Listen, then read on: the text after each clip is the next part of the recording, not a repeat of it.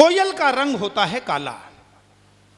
इस कविता को कान से नहीं सुनना है, ध्यान से सुनना है। मैं निवेदित कर रहा हूं, कोयल का रंग होता है काला, लेकिन उसका स्वर होता है सबसे निराला।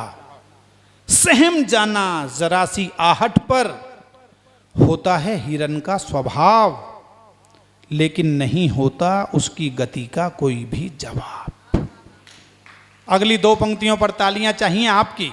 लेकिन नहीं होता उसकी गति का कोई भी जवाब। एक बात समझनी पड़ेगी गौर से, बेशक पैर कुरूप हैं, लेकिन नाचना तो सीखना ही पड़ेगा मोर। आशीर्वाद दीजिए तो भरपूर दीजिए। फन्नी ढाबा है, दोस्तों की महफिल है। बेशक पैर कुरूप हैं, लेकिन नाचना तो सीखना ही पड़ेगा मोर से। मैं खुद रोमांचित हूं। इतना आनंद कविता सुनाते सुनाते मुझे भी जीवन में 2-4 बार आया जितना इस समय आ रहा है। चाहे हजारों की भीड़ हो, लेकिन सुनने वाले कुछ लोग मिल जाएं तो उस आनंद का कोई जवाब नहीं है। लेकिन एक बात तो समझनी पड़ेगी गौर से, बेशक पैर कुरूप हैं, लेकिन नाचना तो सीखना ही पड़ेगा मोर से। नहीं होता किसी बया के पास किसी गिद्ध से लड़ने का हौसला, लेकिन कभी नहीं बना सकता कोई गिद्ध बया जैसा महीन घोंसला।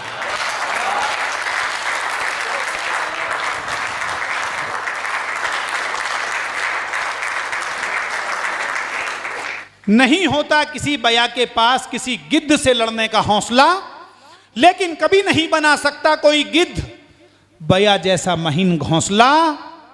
इसलिए कविता यहां से शुरू होती है। इसलिए कभी भी कोयल को ना देना उसके रूप पर ताना। बया से ना कहना, क्या आता है तुम्हें कोयल जैसा गाना। मोर से ना कहना बया जैसा घोंसला बनाओ, और ना कहना गिद्ध से मोर की तरह नाच कर दिखाओ।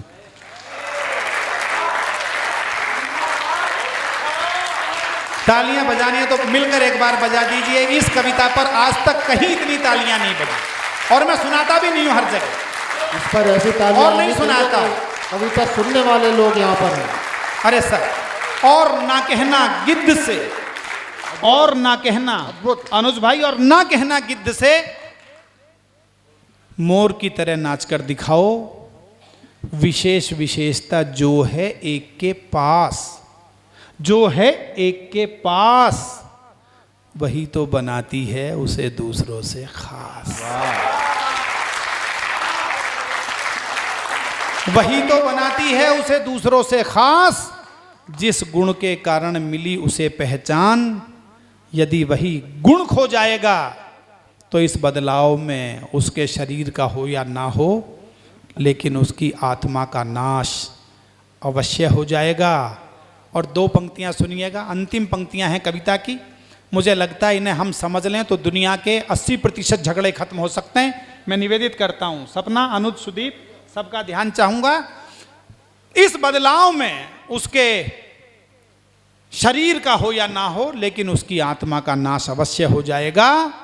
इसलिए इस प्रकृति में जब भी जिसका भी थामो हाथ, उसे स्वीकार करो उसके मूल स्वभाव के साथ। उसे स्वीकार करो उसके मूल स्वभाव के साथ।